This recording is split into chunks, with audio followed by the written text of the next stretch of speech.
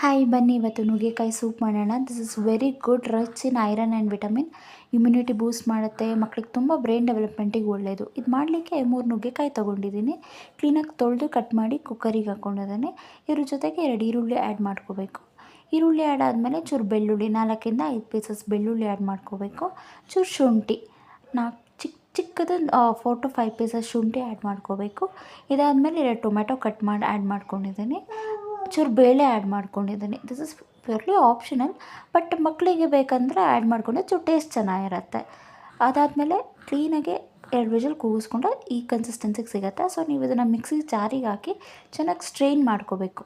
Almost all 90% water ಕನ್ಸಿಸ್ಟೆನ್ಸಿನ ನೀವು ಸ್ಟ್ರೈನರಲ್ಲಿ ಆಚೆ ತೆಗಿಬೇಕು. ಸೊ ಚೆನ್ನಾಗಿ ಅದನ್ನು ಸ್ಟ್ರೈನರಲ್ಲಿ ಪ್ರೆಸ್ ಮಾಡಿದ್ರೆ ನಿಮ್ಗೆ ಈ ಥರ ಕನ್ಸಿಸ್ಟೆನ್ಸಿ ಸಿಗುತ್ತೆ. ಇದನ್ನು ಚೆನ್ನಾಗೆ ಕುದಿಸ್ಬೇಕು. ತುಂಬ ಹೆಲ್ಪ್ ಆಗುತ್ತೆ ಇದು ಮಕ್ಕಳಿಗೆ ಬ್ರೈನ್ ಡೆವಲಪ್ಮೆಂಟ್ಗೆ ಪ್ಲಸ್ ವೆಯ್ಟ್ ಲಾಸಿಗೆ ಸಿಕ್ಕಾಪಟ್ಟೆ ಯೂಸ್ ಆಗುತ್ತೆ. ನನಗೆ ಪರ್ಸ್ನಲಿ ನಂಗೆ ತುಂಬ ಇಷ್ಟ ಈ ಸೂಪು. ಸೊ ಇದಾದಮೇಲೆ ನಿಮ್ಗೆ ಈ ಕನ್ಸಿಸ್ಟೆನ್ಸಿ ಸಿಗುತ್ತೆ.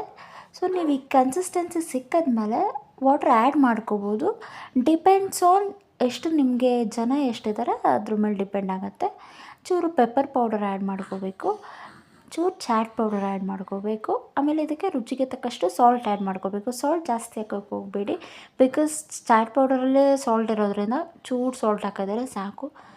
ಇದನ್ನು ಚೆನ್ನಾಗಿ ಕುದಿಸ್ಬೇಕು, ಇಲ್ಲಾಂದರೆ ಅಸ್ಕಸ್ಕು ಸ್ವಲ್ಪ ಚೆನ್ನಾಗಿರಲ್ಲ. ಚೆನ್ನಾಗಿ ಕುದಿಸ್ಬೇಕು. ಚೂರು ಗಾರ್ನಿಷಿಗೆ ಒಂಚೂರು ಕೊತ್ತಂಬರಿ ಸೊಪ್ಪು ಆ್ಯಡ್ ಮಾಡ್ತಾಯಿದ್ದೀನಿ.